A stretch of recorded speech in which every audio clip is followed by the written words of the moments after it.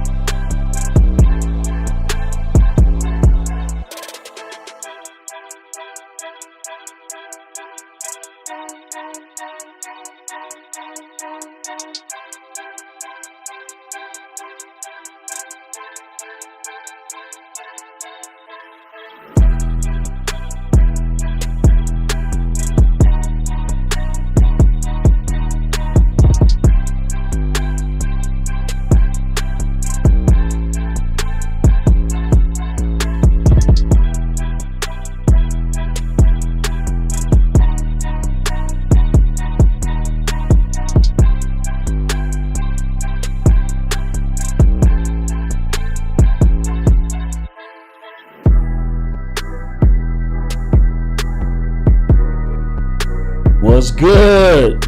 What's good? Yeah. Finally made it. Yes, indeed. Man, so welcome everybody to our first podcast, right? You know what I mean?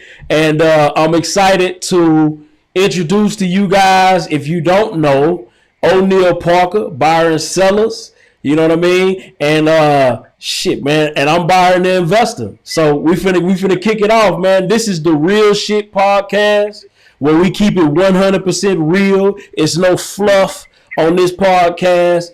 You will hear the authentic version of day-to-day entrepreneurship in real life, not the phony, not none of that. So, O'Neal, introduce yourself, man.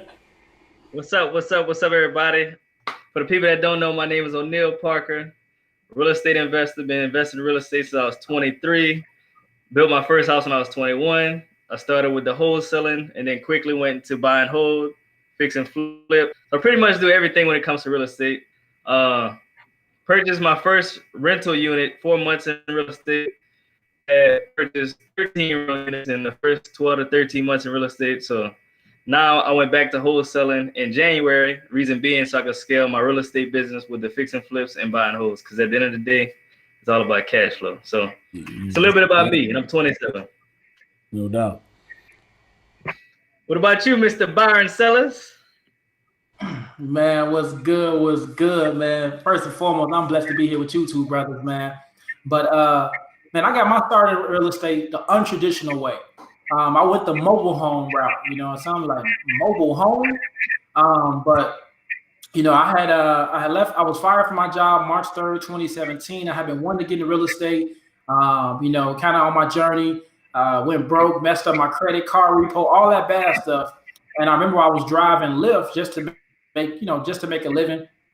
And I came across a podcast about mobile homes. So I'm like, okay. So I put it to my queen. I came home, man. She was excited. We were both excited. We took out a higher interest loan for $10K. And man, when I tell y'all, we hit it 100 miles and running. Fast forward to today, not only are we a mobile home park owner, but we've been able to educate over 3,000 people on how to invest in mobile home. So man, this is just a blessing, and hey, ready to give you guys that real shit real estate. No doubt. And me, I started maybe 3 years ago. And I initially got into it to do buy and holds, and then I ended up getting into wholesaling, and wholesaling kind of took off for me. And then I was able to partner with the homie House Bond Brian, and we was able to run up some serious numbers wholesaling. So that's pretty much what we've been doing ever since. I'm loving it. You know what I mean? I'm also doing buy and holds, fix and flip, new construction. So I'm doing a little bit of everything. And when it comes to real estate, and just continuously trying to grow and continuously trying to scale. That's pretty much me in a nutshell. What's up, man? How many viewers we got on, man? We got a few viewers in there? I have no idea. Let me check and see. Let me see real quick in here. Y'all want to know Byron is the tech guy. Yes, I'm trying to be. I see three viewers so far. Yeah, 3 viewers. So all three of y'all, I'm happy y'all are here. I'm excited y'all are here, and hopefully we're gonna be able to add a ton of value. I love this, Our first 3 viewers, on our first podcast. I wonder who y'all are. If you can go ahead and put some in the chat box, that'd be great, so we can know who you are, so we can give you a big shout out. Because it's pretty exciting to kind of have some viewers on here, man, before we get into the opening content. For sure. Yeah. So I guess we could tell the people how we even came up with this podcast. So I know for me, my story was me and Byron was talking about Byron Sellers was talking about doing a podcast. That was like 2-3 months ago, right?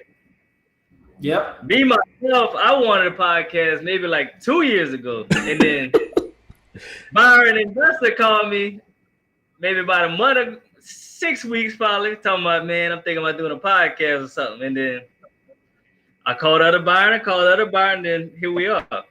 Straight up. It was weird because it just kind of came out the blue. You was kind of mentioning it for a minute, and I was just kind of like playing with the idea, but I didn't want to just add on another commitment to my life at that time because I just got so much other stuff going on. But I was like, you know what? You know what I mean? It's going to give me an opportunity to add more value on a different platform. We'll be able to take a lot of the stuff that I'm already doing and infuse that into other stuff that I'm trying to do. So it just all kind of made sense. You know what I mean? For me, Right. So what made you want to start a podcast? I didn't want to. I ain't want to start no podcast. For me, I was just kind of like, I just thought it would be a cool idea because I'm already sharing a lot of stuff already. So I figured if I could just add this component in there, it just made sense to what I was already trying to do. It just made more sense. Gotcha. You So know what what I mean? about you, Mr. Byron from Chicago? Right. Hey, we gonna have to come up with nicknames, B, so they can go Oh, ahead. yeah. I know, right?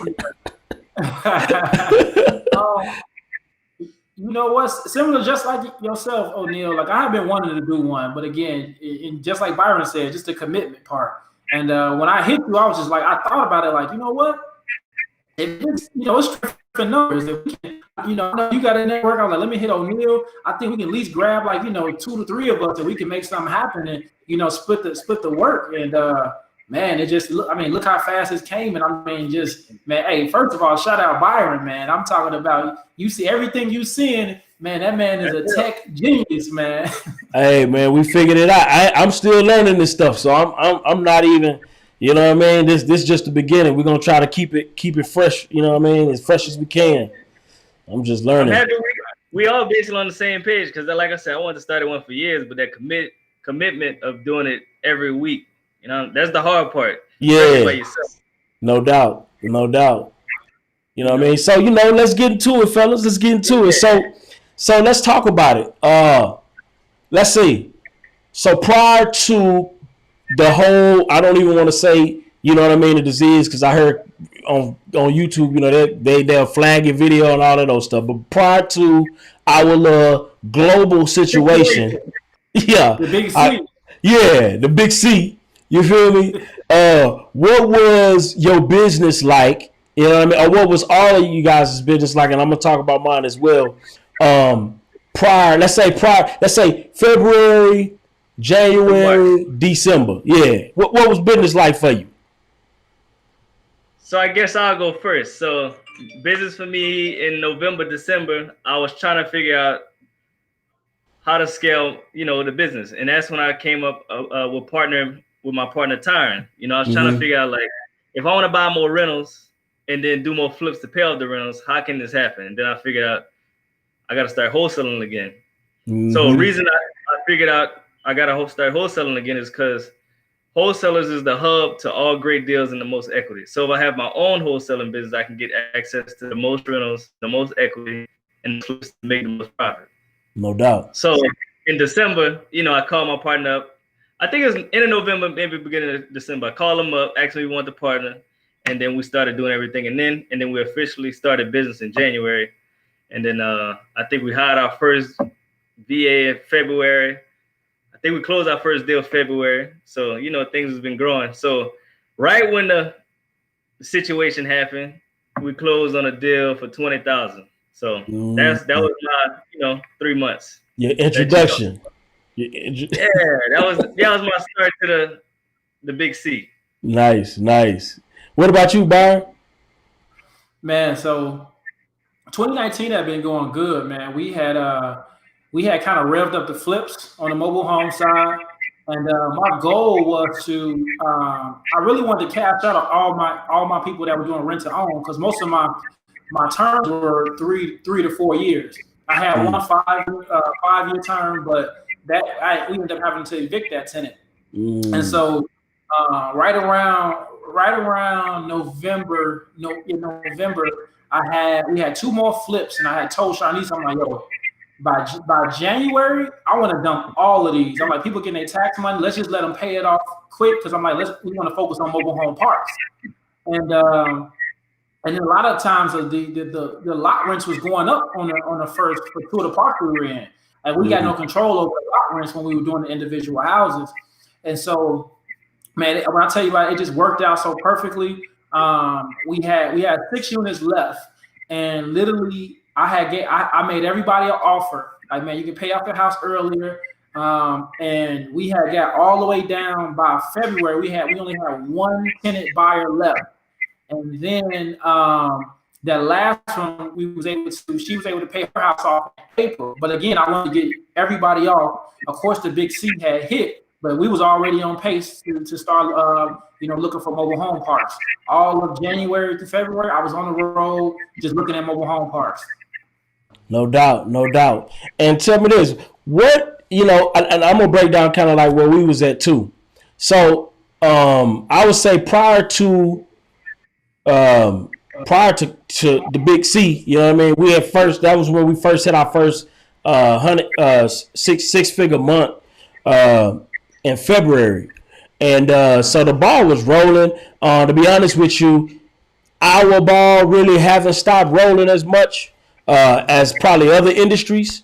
But prior to that, we was already kind of building up. So we've just kind of watched our business continue to grow, continue to expand, to continue to be more profitable and yet more efficient, over time. So that's kind of where we were. We did experience some growing pains at the beginning prior, but leading up to that, the Big C, yeah, we were doing pretty good at that time, most definitely. So you said you had a few growing pains. What kind of growing pains y'all experienced? Oh, bro, just mostly I would say our biggest growing pains prior to the Big C was staff. You know what I mean? Just finding those rock star players, man. It's weird because when you try.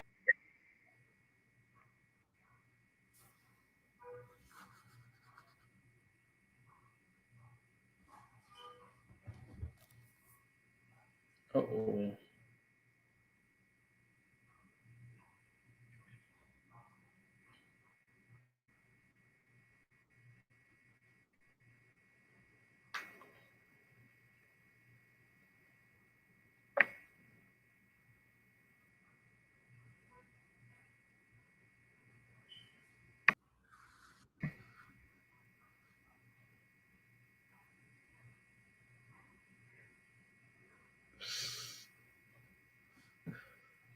Can't hear you. Can you hear me? I can't hear him either. I can't hear. My bad. Man, so y'all didn't hear nothing I was saying? The last minute we ain't hear you. Oh, okay. So yeah, what I was saying was leading up to what I was doing, the growing pains I would say was just mainly staffing. You know what I mean? We had issues with staffing. Basically hiring the right people, making sure the right people was in the right seats. Sometimes you'll be real cool with a person, you'll love that person, but they just may not be the perfect fit for that particular seat in your company. And learning how to make those tough decisions was critical for us. So, I would say that was the biggest growing pain, me just stepping out of wanting to be cool with people that's in the company and making business decisions that are the most practical for the growth of the company. That's hard. That's not like me, Byron. It's almost like, how they talk about parents and they can't be, the parent always joke around and be like, I ain't your friend. You know what I'm saying? Because the kid get too comfortable. It's almost at a position I feel like even when, being a CEO, is you still got to lead and, basically let them know who's boss, but at the same time still allowing that, for them to be cool. But like you said, you was kind of focused on that being cool with them. And some of them things were like, all right, I got to switch it up now. No doubt. And it'll kill you. It'll kill you slowly. Mm-hmm. Mr. Hood Rich is in the building. Who? Mr. Hood Rich. Okay. Hood, what's up? What's good? What was some of the growing pains y'all saw in the mobile home business? You know what? So around Christmas, New Year's, you don't really see a lot of people moving. It slow down. And also, being in Chicago, the weather, like people not really moving in February and January. So, just having properties, a good thing for me, I let a lot of properties pretty much go pretty low because I would just go ahead and sell them to another investor so they can make some money and not be greedy. Still, still be able to take a profit. but it was slow. It was slow during those at that time. So I think for us, this is our third year in it. We took off just winning. So this was our first slow winter, and I think that it wasn't bad. It was definitely an experience, but that kind of taught us like, we got to go out of state for this because we don't want to be just in one market and then letting the weather dictate what we can do. No doubt. It's funny that you mentioned that because a lot of people, including myself, I get into those moments where I feel like when something ain't going wrong, sometimes you internalize it. You know what I mean? Mm-hmm. Instead of thinking, okay, wait a minute, this situation is a situation contingent on the weather. It's not contingent on me. It's not contingent on anything like that. It's not like the gods are coming for me. And a lot of times as entrepreneurs, when stuff start going wrong, you start internalizing that stuff as if it's you a failure or you can't do this or you make bad decisions or whatever. But it's funny that Byron said, look, as soon as we found out the business was slow in Chicago, we picked up and said we're going to go somewhere else that don't have those particular problems. And sometimes it's just as simple as making that quick switch that can turn your whole business around, you know what I mean? And not letting that stuff get to you. You know what I mean? Right. Now, why y'all feel some people never try to do that switch? Because that switch is just that easy. You think people just too comfortable in their own space? Mm-hmm. I think you want to say, yeah, go ahead, Brian. I think scared of change. When you're used to something that is working, change is something that it's scary to a lot of people. It makes them step outside their comfort zone because they're not good at it yet. And so now they got to figure that out and get good at it. So I honestly think it's just, really adapting to change. No doubt. And I think it's the same thing. And I think sometimes people, I think most people are raised, right, to follow the rules, right? And most people feel like once you step outside of the rules or outside of the confines of what people think are normal, I think what happens is a lot of people just immediately get scared and they start to internalize all kind of negative things. You know what I mean? All of the things that are associated with people that step outside of the like people who color outside of the lines. You know what I mean? I feel like most entrepreneurs, by nature, we people who color outside of the lines. We take risks that most people think are stupid, right? We invest in stuff that most people think that's a scam, right? We make that investment. You feel me? We do. We bet on ourselves where most people think that we are suckers for paying somebody to educate us on a business, right? So we do things that are outside of what the traditional rules say are supposed to be done, if that makes sense. Right. Plenty of sense. Make a lot of sense. In our business, going back to the struggles, our biggest struggle was hiring the right people. So we was hiring VAs, but we wouldn't monitor them at all. Wasn't using Hub staff. We had a lot of I think we ran through 5 VAs in like 5-6 weeks. Wow. Yeah, wow. Maybe 2 months because the production wasn't there. But at the end of the day, it wasn't really them. It was on us as leaders who wasn't leading them to do the right thing. Because we still a brand new business. We started in January. Yeah. And that was like February, March, in and out. And we didn't know the proper way how to hire people at all either. So we just, how much y'all charging $350? Come on, enjoy the team. So, so that was our biggest struggle. So Chuck, what are some of the things you learned in that process? Because this is big. So what did you learn? Okay, you went through about 5 VAs in about 5 weeks. That's some turnover. About 5 to 6 weeks. Woo. So what did you learn in that process? Or what was in your mind when you would let go of one of them opposed to keeping another one? It wasn't always us. No, we had 2 quit on us. I think it was about 5. 2 quit on us and we fired about 3. So yeah, it's either 4 or 5. So what I learned is you definitely have to monitor them. Yes. You have to give them a pass. You have to check in.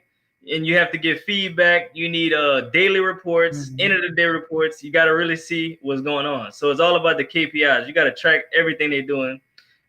Just as you know, same as in-person employees. So if you don't know what they're doing, you know, they're not, of course, they're not gonna be productive. Nobody checking on them. So they basically just riding the clock like most of us did when we had the 9 to 5. So if nobody watching, of course, you texting, watching YouTube, and you chilling. So to monitor, you know, because I did it, you know. Yeah, straight up. Right?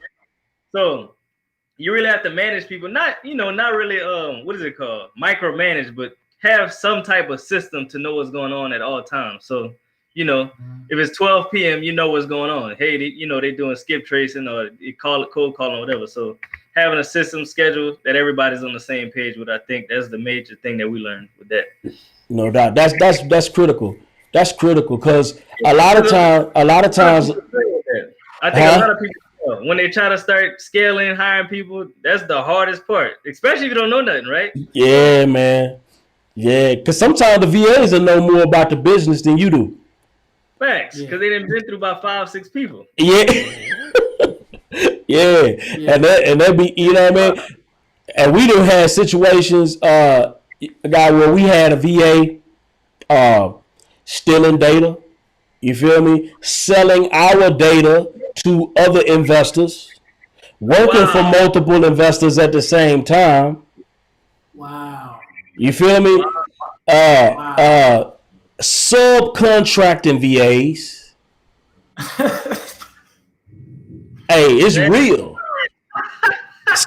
Listen, you call in, you be like, who is this on the phone? It's a whole different person. So yeah, bro. $2, they might be paying them $2. Exactly. You know what I mean? So they subcontracting the work. I can't knock their hustle. It's hard for them to do it, but that's messed up at the same time because making bread. They're making bread. I can't knock the hustle though. It's like, I think especially when you get into VAs, it's like, you know, you get a car, you always take care of the car, and you like, you know what? I'm gonna allow somebody to drive me around, and you know how you drive, you know how, and now you let somebody get in the seat. And they adjusting everything, and you know what I'm saying, speeding or they driving too slow, and you kind of like, man, you know, and it's just that adjustment that you just got to teach them, you know. And that's the same thing with VAs. You just got to get them, you know, it's trial and error. I think that, you know, even in the VA business, you know, I remember when we first hired some VAs, it was like I kind of expected them to run my business since they had experience. Exactly. You know, what fun. Yeah, you had to train them exactly to what it looked like. Yeah. And that's the biggest piece that I think a lot of people miss when they hire VAs, is that they think it's just supposed to be automatic. They think you're supposed to just get results, you know what I mean? Like a machine, and they just kick out leads and kick out production and kick out results. And it's I thought it was like that. Exactly. You're like, man, I'm gonna give me a VA, they'll do it. You know what I mean? It's like, no, it don't work like that, bro. These are real people. Real people, real emotions. And it's just like, even when you hire people state bound, man, you know, you're going to have those moments where people just going to be people. Like, you know, I ain't going to lie to you. We've had moments even in our company where it's like a flat out reality show on some of our company meetings. Like, if you had a camera in that joint, I promise you, it'll do crazy ratings, bro. Like, we be having some crazy stuff going on, but you know, we live, we learn, we adapt, and we try to grow from some of those. Somebody asking, what's a VA? So a VA is a virtual assistant. So what VAs do? You go to somewhere like what's it called? Filipino. Pakistan. Yeah, Philippines, Pakistan. They got some good ones in Brazil, not Brazil, but in Venezuela now. Nigeria, exactly. Mexico. And what happens, you can get these people for way, well, I ain't gonna say cheap labor, because it depends, it varies, but it's cheaper than what you could ever pay somebody in the States. And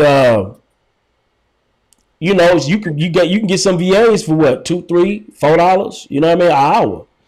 And talking about great talent. Yeah. Oh yeah. So and the beautiful thing about it, I look at it like, oh, go ahead, O'Neal. VAs are real talented at doing things behind the scenes, like online. Some talk real clear, so they can do phone calls for you. Some even speak Spanish, you know. So that's a good tool to use for people to you know, do things on the computer that, you know, you really don't want to do. But it's very important that you learn and know how to do those things so you can. So yeah, so that's another thing I think where a lot of people go wrong, man. A lot of people go wrong when they expect VAs to do stuff that they don't even know how to do. Right. That is true. My bad. Unless that VA like some type of graphical artist or something, yeah, man, you need to know what they doing. What was you saying, Byron? No, and I think the thing, like to go to your point, you were saying a lot of people, you know, to hire VAs that expect them to do things. And the biggest thing I think when you starting out on business, right? If you want to run a company, virtual assistants are great because for especially starting out, or even let's say a year, 2 years down the line, it's more affordable than actually hiring American talent. Because I mean, anybody on this podcast, there's 9 people on here, you know good as well, you ain't working for no $5 an hour. You're not working for $3 an hour, right? But that $3 I'm paying in the Philippines, that $3 is equivalent to possibly $15 an hour in their money. So you gotta look at, you simulate the global economy for one, and then you're getting things done. They're on a different time schedule. So if somebody on the other side of the planet, while you sleep, they getting work in for you. So it's so many benefits to having virtual assistants. No doubt. I love it. Really, you're running 24 hours because they're like 12 to 14 hours difference from us. Mm-hmm. You got somebody constantly working. Oh yeah. I love it. You know what I mean? We definitely have VAs on our squad. Most of our employees now are state bound. And that's for different reasons, right? So I think VAs are great for some things, and VA and American employees are great for other things in our business. You know, especially when it comes to the training aspect, when you're dealing with people, when you're having to make certain critical interactions with people, sometimes it's better to have somebody that's state bound, just in my opinion. What you think about that? Yeah. I think you're right. You know, we're looking for somebody in-state person right now. You know, it's very critical to have that person. Reason being to go on appointments, do things. You know, if you're trying to scale, you can't do everything. So you got to start, you know, hiring people for those positions. But Byron, you said something pretty good. Oh, my bad. Go ahead, B. Oh, I'm sorry. No, I was gonna say I 100% agree. You know, I think for us, our VAs on the actual mobile home investing, they do more back office, so they're not necessarily talking to anybody. But you know, when we created the educational program, as we continue to grow as well, you know, our team is actual Americans. And the reason why, because we understand that our people, Black people, are most of the people that's taking investment on their education. So, you know, I think in both ways, I got a chance to work with VAs, you know, internationally, and then to work with VAs in the States, and it's beneficial. But what was you gonna say, O'Neal? Byron said earlier about how you got the VA stealing data and doing all that. I just want to ask, like, how did you do that? Because, you know, I'm sure they have many people, VAs stealing stuff, stealing data, not doing stuff. How did you catch them, you know, basically wasting money? Your company just wasting money on them. So where we monitor heavy. So the good thing about our company is that we monitor heavy. We use a program called Hubstaff. And what Hubstaff does is it will send screenshots of their computer every, like, you know, couple minutes or so. Yeah, different. Yeah. Different to pick. Yeah, so they gonna send you them screenshots, so you gonna know. And our admin, she be on them, she be looking, she be peeping them screenshots. Another thing it's gonna do is gonna show you their level of productivity throughout the day, right? And you will see that at the end of the day, this person ain't really been productive. So when you see that, you just know, okay, all right, well, this person is bullshitting me. You know what I mean? And once you start seeing the bullshit start to creep in, you already know that it's something going on. The first thing is there's something going on, because when you see the productivity drop, right, and you see that they, you know, and then you see that they not really working as much, then the next thing you got to ask is why they're not working as much. Why is the productivity dropping? 9 times out of 10, that person is either working for another company, right? They may be, you know, or just sleeping on the job, BSing, right? or whatever it may be. At the end of the day, it ain't helping my bottom line get bigger. So, and if it ain't helping my bottom line get bigger, it's helping my bottom line shrink. So if it's shrinking, somebody has got to get the hell up out of here. Period. I feel you.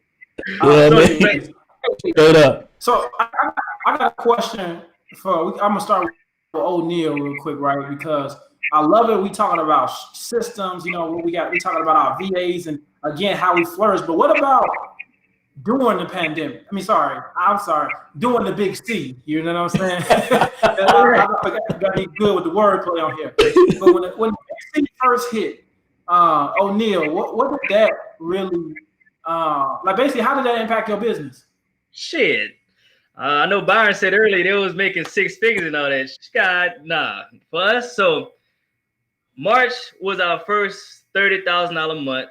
And then after that, like between March, January, February, March, April. So between March and May-ish, nobody was buying no houses because everybody was scared. Nobody didn't know what to do. So our business went straight down. Like, because you call them people like people that always buy houses, they buy like 2, 3, 4 houses a month. Yeah, you buy right now? Nah, man, I don't know. I don't really know what's going on. So, that was our biggest impact. So we had kids we had to pay. We had people who had to pay. So we had to figure out what the hell we're gonna do. So during that time, we started getting all our systems together, get our Podio together, get what else we got? We got a lot of different things. We started getting our data right, like what lists we're gonna do, what cities was going in. So during the big C, we got all our systems together in education, and that's what we did during that time. So it brought our business to another level. Transition out of the pain, no doubt, problem, whatever.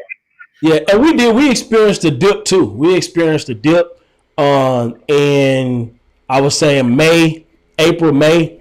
It was quite a bit of a dip, hit us real hard. And it wasn't that we didn't have deals. That was the crazy thing. It was because the title companies was acting weird. Like it was, you know what I mean? So it was like we couldn't even get our people in, like certain people was taking off. It was just like, you know what I mean? Like we just couldn't get everything that was a part of the flow of our business kind of slowed up or got weird. So, and if you know anything about systems, you got to reconfigure sometimes your systems and everything whenever you have one problem. Yeah, when you have one problem. And so that's the thing, like, with systems, when you got a whole team, it ain't like you could just pivot like instantly, like if it's you a solopreneur. When you got a team, you got to revamp a whole bunch of shit. So it was like that happened on top of the fact that the whole industry just kind of slowed down. Buyers kind of got a little squeamish, like, I don't know. And then all of a sudden, I would say in, April, May, June, it just took off. June was hot. Yeah, June went crazy. You know what I mean? Yeah.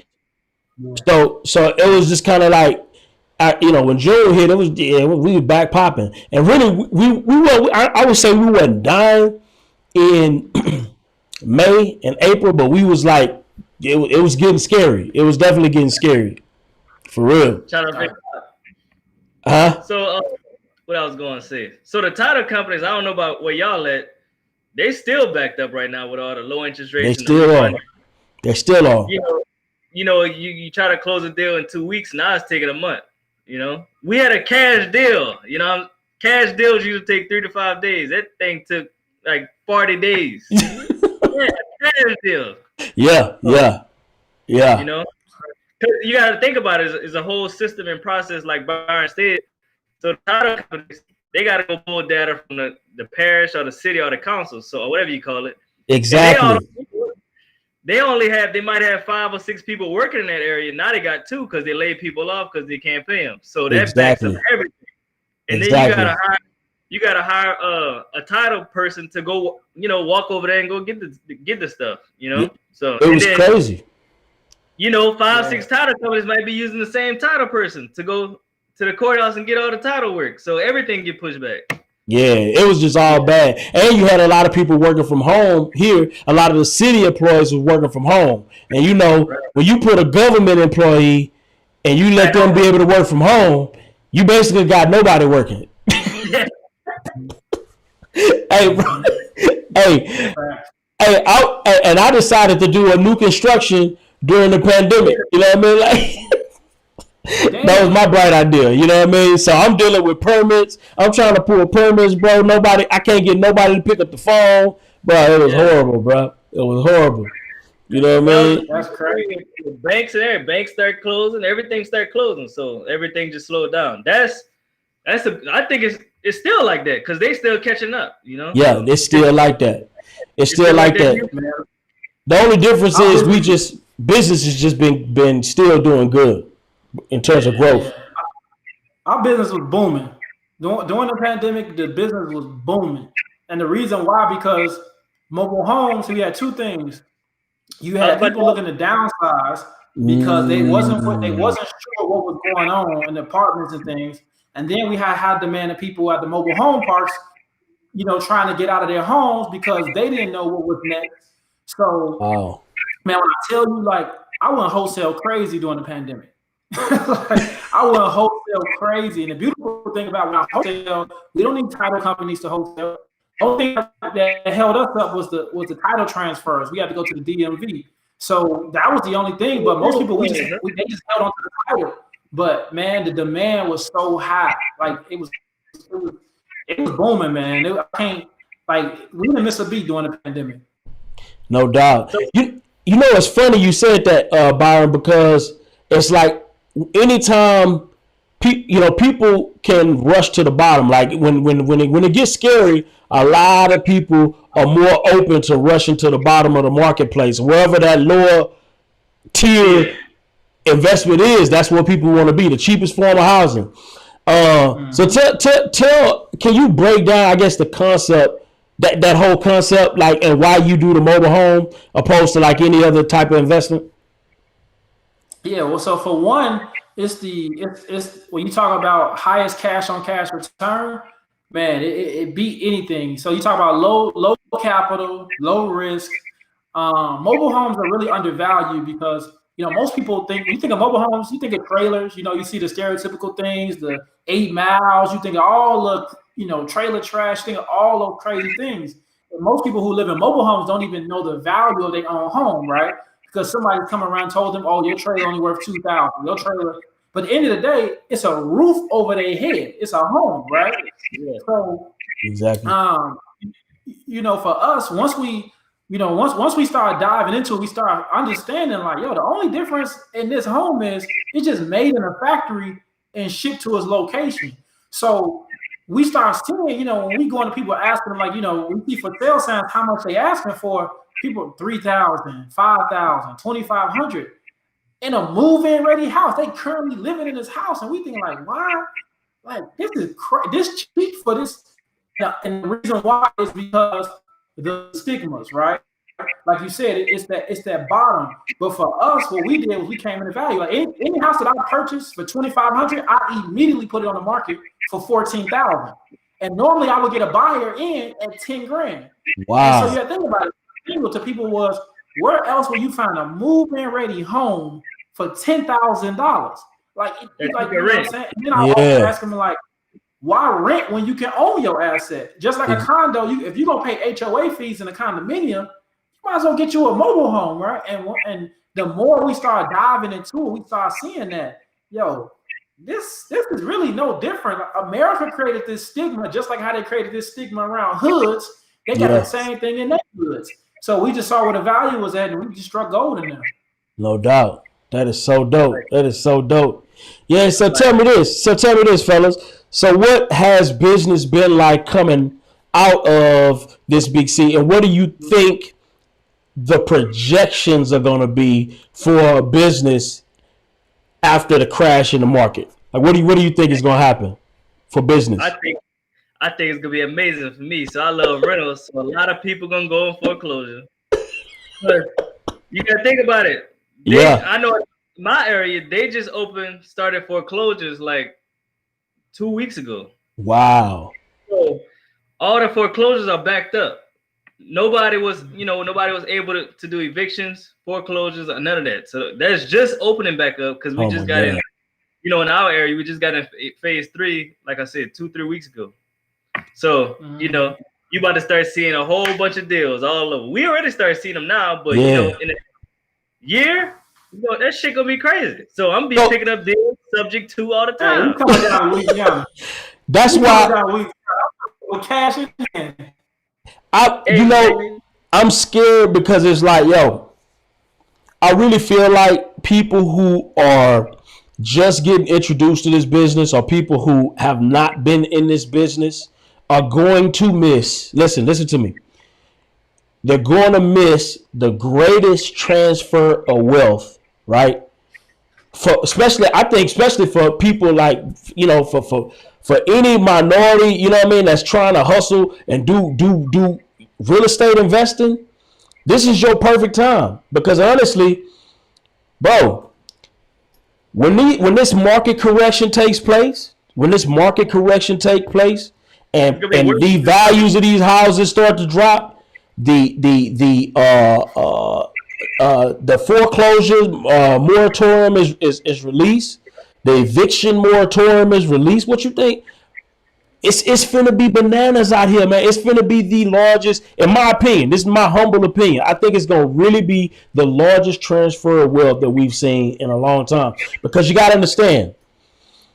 Now, I look at economic indicators right now. Because right now we got a couple things on our side. We got interest rates are low, right? Historically low, right? I don't know if they're gonna stay that way during the crash or not, but they're historically low. We also got a pandemic-induced economic decline, right? Now, of course, we are in a bit of a bubble. Some of these prices are a little bit overly inflated, but that don't really affect our business from a wholesale perspective. Matter of fact, that help us. Even Byron, that'll probably even help you because it's probably gonna help you probably more than anybody on the panel.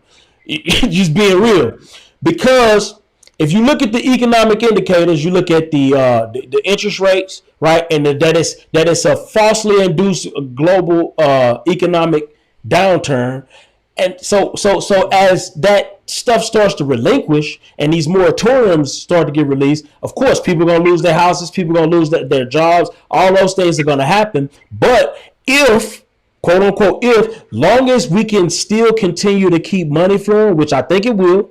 Right, I think it will, especially if whether I don't know what your political persuasion is, but I think if the Republicans win, they're gonna make sure that money continue to keep flowing because they don't want the economy to continue to crash. So they're gonna keep them banks flowing and keep them banks lending. And if that happens, people in this industry that really know what they're doing are gonna be printing money.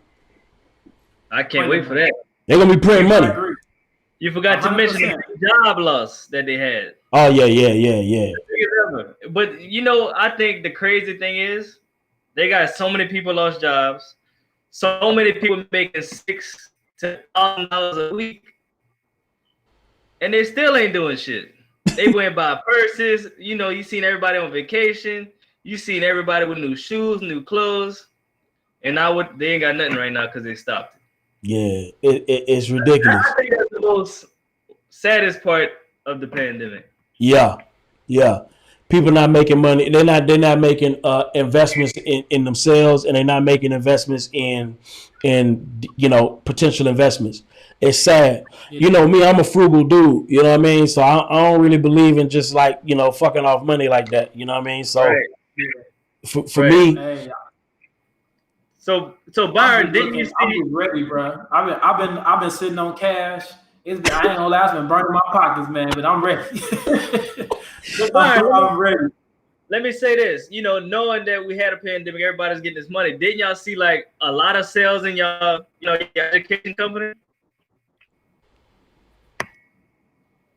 Say it one more time, O'Neal.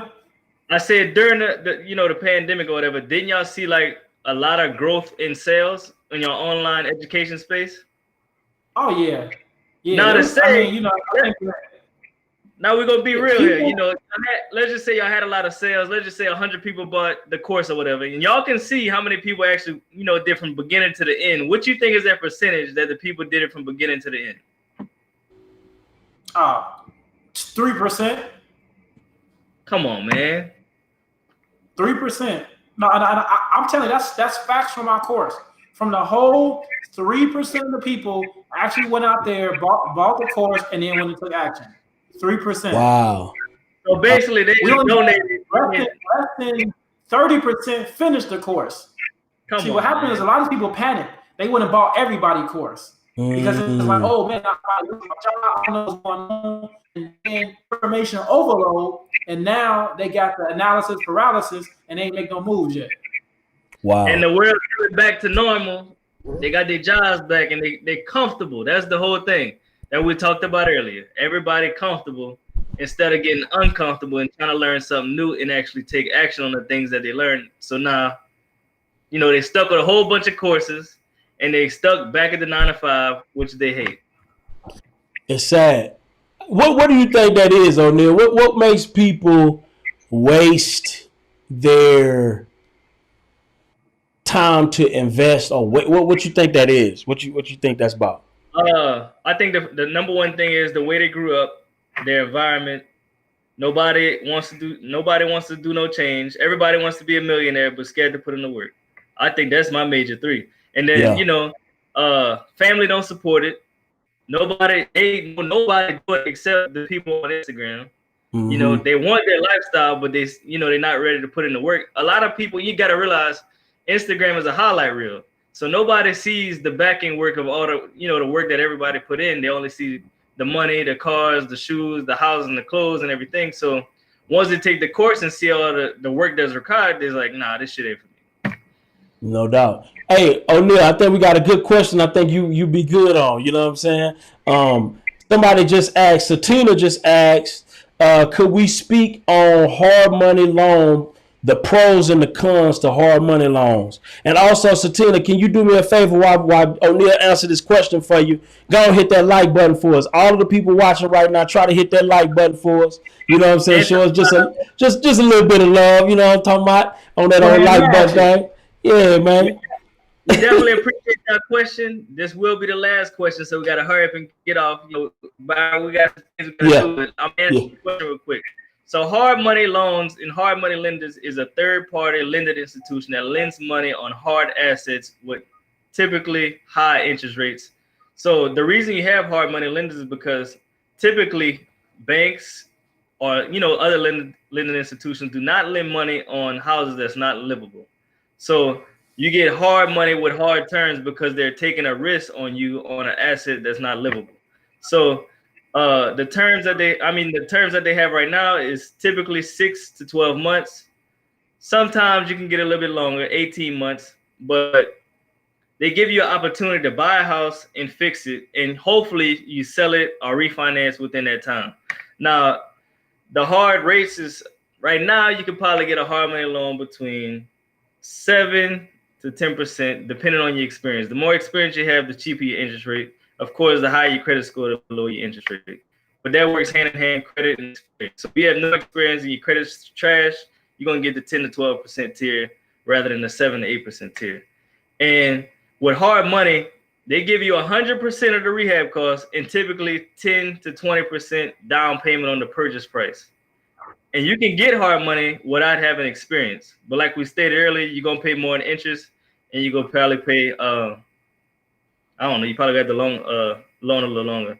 But they also charge points. Points is a percentage of the loan. So the loan you get is $100,000 and it's 2 points. You're either going to pay them $2,000 up front, $2,000 on the back end, or you can split that $2,000, $1,000 in the front, $1,000 on the back end. So hard money is a great source of money because you don't typically need all the documentation as you would need for a bank as well. So all hard money lenders are different. All of them have their own criteria. So you have to do your due diligence and call multiple. Don't just call one.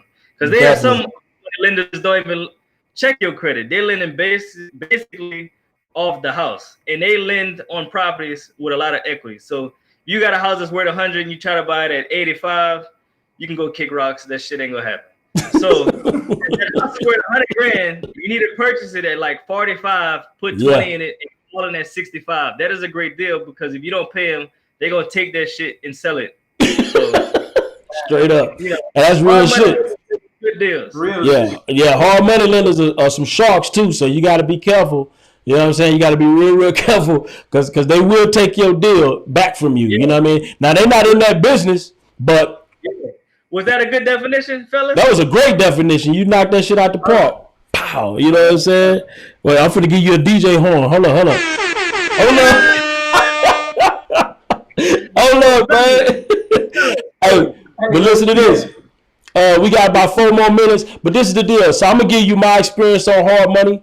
Also, while you at it, smash that like button. We got 7 people in here. Let's hit that like button. Let's hit it. Yes, indeed. My experience with hard money is I don't like dealing with hard money as much. If I can get me a private money lender, that's gonna be my go-to every single time. It just tends to work a lot smoother. What's the difference? You stating private money. What is that? So private money is when you find people who are individually willing to invest in you. You know what I'm saying? Instead of doing it, they'll do it with a deed of trust, which, you know, gives them a little bit more leverage on that deal a lot of times. But it's like it's easier to deal with because a lot of times, man, you got some private money lenders. They'll just give you all of your money up front. You don't have to deal with draws and all that kind of stuff. You know what I mean? So, and I've done it both ways because, you know, sometimes I have money. So I'll say, look, I'm gonna do my own damn rehab. I'll pay for my own rehab. I just need you to pay me back after I'm done. You feel me? Because I don't want to have to be going back and forth with you about, you know, draws and all of that kind of stuff. You know what I mean? So, you know, it just kind of depends on how you like to work. You know what I mean? So, yeah. I got you. Yeah. So, closing remarks for today's show. Closing remarks, man. Hey, man, I love this, man. I actually like this more than I thought I was going to like it. So I will be definitely coming back next week. It'll be on Wednesday, right, fellas? Yeah, we'll be on Wednesday. So Wednesday, 6 o'clock, 6 p.m.? Yeah. No doubt. Yes, sir. Closing remarks, man. Listen, make sure if you're tuning in and you really loved it, not only hit the like button, make sure you leave a comment, and then do us a favor. Share this with somebody who needs it because we're going to continue dropping gems. You ask a question, you're going to get it answered in honestly real shit fashion. So, man, we super excited. This is super dope, fellas. No doubt. Yes, I'm excited. So everybody's on here. If y'all not already, please go follow us, everybody. If y'all got questions, drop them in the comment box. Shoot us a DM because we definitely want to answer your question. And that's giving us more content to talk about. And you might not be the only one that want to hear about that question that you have. So no doubt. Share your question so we can share the knowledge and we can all build well together. No doubt. Hey, man, it was nice. It was nice, man. It was definitely nice. Man. No doubt. No doubt. Man, all right. Appreciate y'all, man. Appreciate y'all. About to transition to my next class, man. You already know we hard working. No days off. We'll see y'all later, man. All right. See y'all.